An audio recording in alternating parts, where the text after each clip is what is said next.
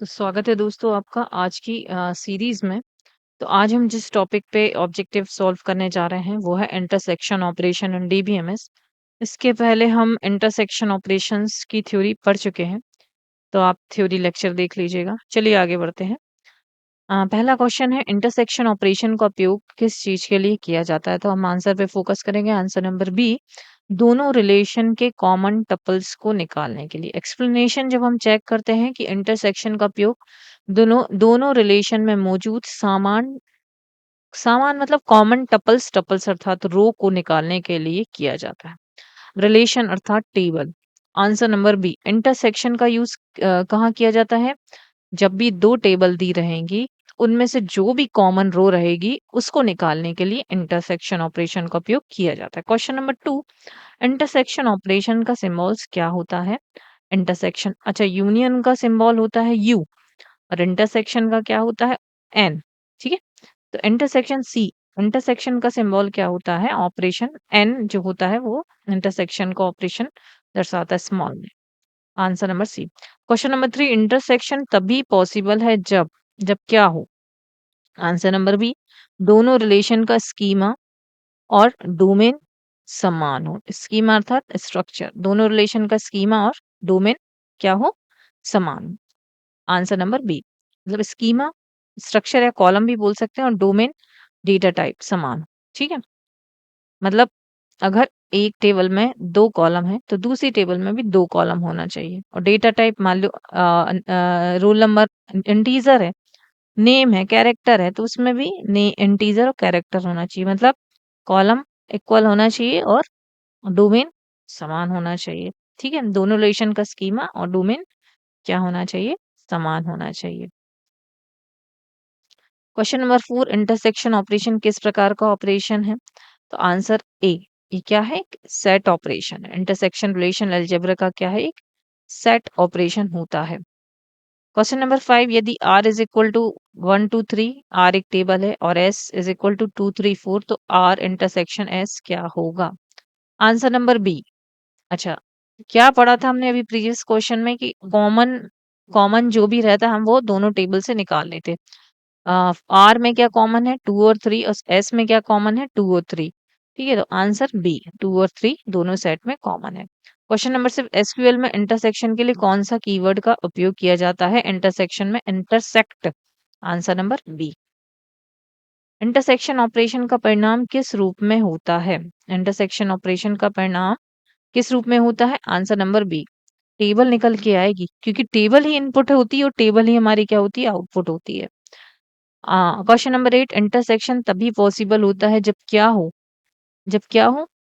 Intersection तभी possible होता है जब स्कीमा समान हो, है ना, और डोमेन समान हो। स्कीमा डेटा टाइप भी समान होना चाहिए और टेबल जो है उसका स्ट्रक्चर भी समान होना चाहिए।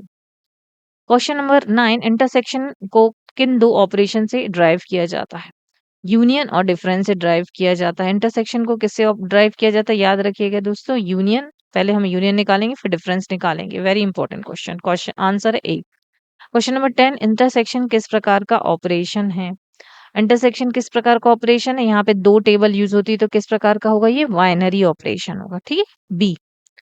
इंटरसेक्शन कम्यूटेटिव क्यों है? इंटरसेक्शन कम्यूटेटिव प्रॉपर्टी को क्या करता है? ये फॉलो करता है। क्यों?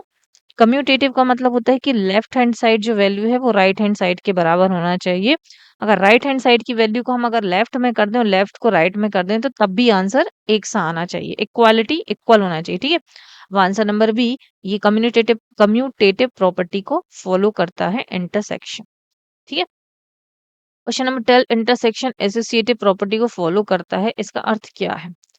इंटरसेक्शन क्या करता है? एसोसिएटिव प्रॉपर्टी को फॉलो करता है। इसका अर्थ ये है कि मान लीजिए 3 टेबल है, आर एस और टी, तो इनको आगे पीछे लिख देंगे, तब भी ये इक्वल आंसर देगा, क्योंकि ये कम्यूटेटिव को फॉलो कर रहा है और एसोसिएटिव दोनों को फॉलो कर रहा है। Answer number A. Question number 13, intersection के परिणाम में कौन से टपल्स आते हैं? इंटरसेक्शन में क्या आते हैं? कॉमन टपल आते हैं, अभी आपको बताया था। इंटरसेक्शन में क्या आते हैं? C, answer number. Question number 14, intersection किस प्रकार का ऑपरेशन है? इंटरसेक्शन किस प्रकार का ऑपरेशन है?